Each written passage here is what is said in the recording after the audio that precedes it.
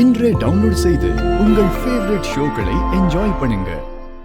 அகிலா நான் சொல்றத நம்பி சமையல்காரி ஜாதகத்தை கையில எடுத்துட்டா அதுக்கப்புறம் உன் ஜாதகம் பொய்ங்கிற விஷயம் அவளுக்கு தெரிஞ்சு அதை நோண்ட ஆரம்பிச்சிருவா.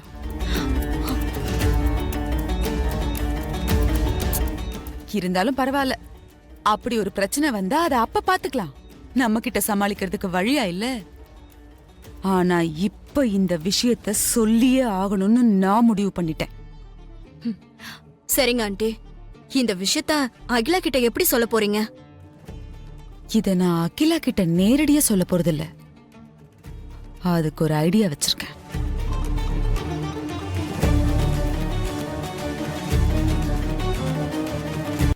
ஒண்ணு மட்டும் நல்லா ஞாபகம் வச்சுக்கோ பார்வதி, முள்ளு மேல சேலை விழுந்தாலும் இல்ல சேலை மேல முள்ளு விழுந்தாலும் பாதிப்பு என்னமோ சேலைக்குத்தான். புரிஞ்சு நடந்துக்கோ.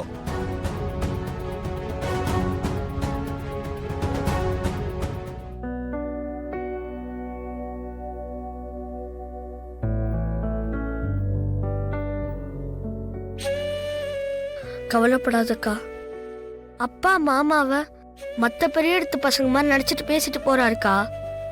ஆனா மாமா உன் மேல எவ்வளவு பிரியம் வச்சிருக்காருன்னு அப்பாவுக்கு தெரியாதுக்கா. தெரிஞ்சிருந்தா கண்டிப்பா அப்படி எல்லாம் பேசிருக்க மாட்டாருக்கா.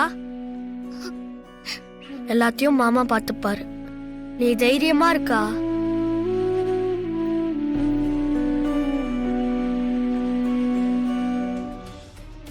ஆதிக்கு மனைவியா ஆண்டிக்கு மூத்த மருமகளா இருக்கணும்னா பாக்கறதுக்கு கையெடுத்து கும்பிடுற மகாலட்சுமி மாதிரி ஹோம்லியா இருக்கணும்.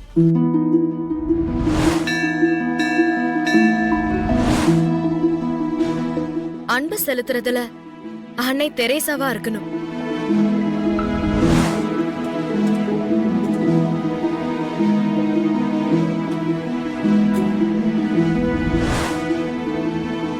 குடும்பத்துல இருக்கிறவங்க தன்னை எதிரியா நினைச்சா கூட அவங்கள சகிச்சுக்கிட்டு அரவணைச்சு போகணும்.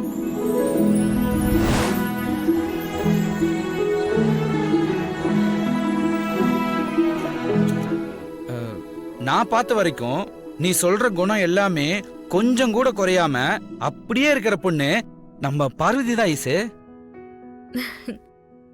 ஐசு சிரிக்க ஆரம்பிச்சிட்டா ஆமான்னு சொல்ல போறான்னு நினைக்கிறேன். நான் சொன்ன குணம் எல்லாம் பார்வதி கிட்ட அப்படியே இருக்குதா. ஆனா ஆதிய கல்யாணம் பண்ணிக்க அந்த குணம் மட்டும் போதுமா? ஆதிக்கு மனைவியா இருக்கணும்னா நல்லா படிச்சிருக்கணும். ஆண்டி எதிர்பார்க்கிற மாதிரி அந்தஸ்துல நமக்கு சரிசமமா இருக்கணும். நல்ல பரம்பரையை சேர்ந்தவங்களா இருக்கணும். அம்மா கால் பண்றாங்க, நான் போய் பேசிட்டு வந்துடுறேன். ஹலோமா, சொல்லுங்க. இவ மனசுல என்ன இருக்குன்னு அந்த கொலம்பஸ்னாலே கண்டுபிடிக்க முடியாது போல இருக்கு. கோலம்பித்தான் போகணும் போல.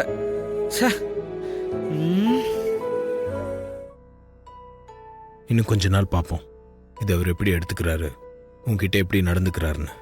இதனால அவர் டிஸ்டர்ப் ஆகியிருந்தாருன்னா நான் சொன்னதை அவர்கிட்ட வேற விதமாக கன்வே பண்ணிடுறேன். ஸோ நீ அப்பாவை நினச்சலாம் கவலைப்படாத. சரிங்க மாமா. அம்மா, வீல் சேர்ல உட்காந்துட்டு இருந்த என்ன எதுக்காக அம்மா முன்னாடி திடீர்னு எந்திரிச்சு நடக்க சொன்னீங்க? இன்னும் கொஞ்ச நாள் உனக்கு ப்ராக்டிஸ் கொடுத்துட்டு தான் உன்னை நடக்க வைக்கலாம்னு நினச்சிருந்தேன். ஆனால் எதிர்பார்க்காம அம்மா வந்துட்டாங்க. அம்மா மனசில் என்ன இருக்குன்னு எனக்கு முழுசாக தெரியல. அவங்க மனசை டைவர்ட் பண்ணதான் உன்னை நான் எழுந்து நடக்க சொன்னேன். அது மட்டும் இல்லை, உன்னால் நடக்க முடியுன்ற நம்பிக்கை என் மனசில் இருந்துச்சு. என் நம்பிக்கை வீண் போல, நீ நடந்ததை காப்பாத்திட்ட.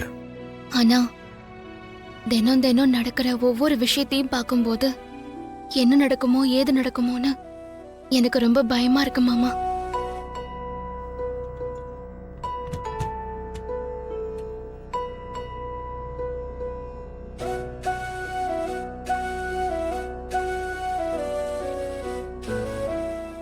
பயப்படாத, நான் இருக்கேன்.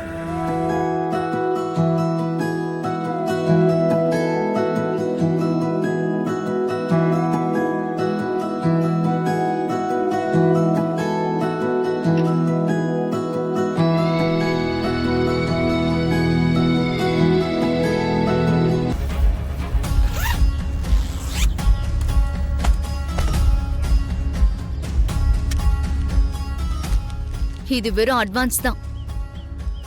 இதை எடுத்துக்கிட்டு நான் சொல்ற வேலையை நீ முடிச்சு கொடுத்தா மறுபடியும் நீ வில்லா வீட்டுக்கே போகலாம்.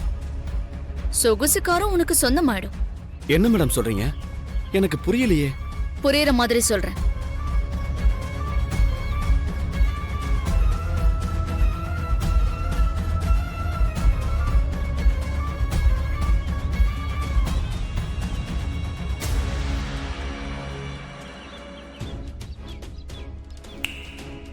இதெல்லாம் குழந்தைங்க சம்பந்தப்பட்ட விஷயம். ரொம்ப பயமா இருக்கு மேடம். நீ ஒன்னும் பயப்படாத. உனக்கு ஒரு பிரச்சனையும் வராம நான் பாத்துப்பேன். பணத்தை எடுத்துக்கோ. யோசிக்காதீங்க செந்தில், எடுத்துக்கோங்க. ஒரு விஷயத்தை ஆக்கணும்னு நினைக்கிறவனை விட அதை அழிக்கணும்னு நினைக்கிறவன் தான் அதிகமா பணத்தை செலவழிப்பான். அந்த அகிலாண்டேஸ்வரியை அழிக்க நான் எதுவும் செய்வேன். பணத்தை எடுத்துக்கோங்க.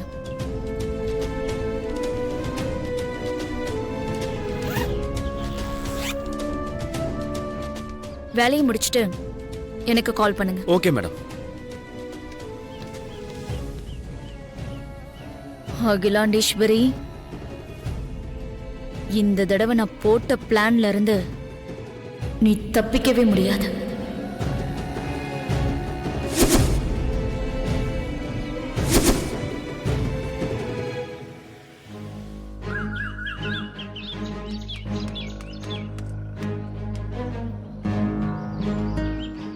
எதுக்காக அத்தை இப்படி அவசரமா என்ன உள்ள இருந்து வெளியில கூட்டிட்டு வந்தீங்க?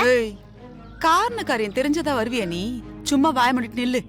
இல்லத்த, சாப்பிட்டுட்டு இருந்தல்ல, அப்புறமா சாப்பிடலான்னு கூப்பிட்டு வந்தீங்கல்ல, அதான் கேட்டேன். அப்படியே ஒண்ணு வச்சேன்னா, இந்த வீட்டுக்கு முக்கியமான ஒரு விஐபி வர போறாங்க. அவங்களுக்கு வரவேற்பு கொடுக்கறதுக்காக தான் நாம வெயிட் பண்றோம். வரவேற்பு கொடுக்கறதுக்காகவா? அப்படி முக்கியமான ஆள் யார் அத்தை? யார் வர போறாங்க? இந்த வீட்டுக்கு விசுவாசமான சமையல்காரி பார்வதி மேடம். கால் சரியாகி இன்னைக்கு தானே வேலைக்கு வராங்க. அவங்களுக்கு ஆரத்தி எடுத்து வரவேற்பு கொடுக்கத்தான் நாம நிக்கிறோம். ஏண்டி மூஞ்சி அப்படி வச்சு முறைச்சிட்டு இருக்க? வரவேற்புனா நீ நினைக்கிற மாதிரி அவளுக்கு சிறப்பான வரவேற்பு இல்ல. ஏண்டா மறுபடியும் இந்த வீட்டுக்குள்ள வரோன்னு நினைச்சு அவ இன்னைக்கே தெரிச்சு ஓடுற மாதிரி வரவேற்பு. அப்பதானே நம்ம மேல பயம் இருக்கும். அதுக்குதான். அத்தை, நீங்க அப்படி வரீங்களா? அதுக்கு என்ன, சிறப்பான வரவேற்பு கொடுத்துருவோம்.